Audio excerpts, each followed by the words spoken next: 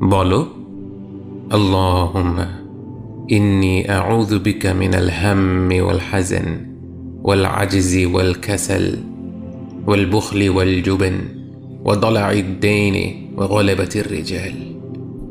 হে আল্লাহ, নিশ্চয়ই আমি আপনার আশ্রয় নিচ্ছি দুশ্চিন্তা ও দুঃখ থেকে, অপারগতা ও অলসতা থেকে, কৃপণতা ও ভীরুতা থেকে, ঋণের ভার ও মানুষদের দমন পীড়ন থেকে।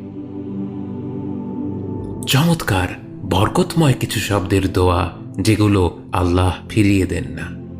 আল্লাহর যেই বান্দাই পূর্ণ বিশ্বাসের সাথে এই কথাগুলো বলবে, আল্লাহ অবশ্যই তার জন্য স্বস্তি আর মুক্তির পথ বের করে দেবেন। আবু উমামাহ বললেন, আমি দোয়াগুলো পড়েছি, ফলে আল্লাহ আমার দুশ্চিন্তা দূর করে দিয়েছে।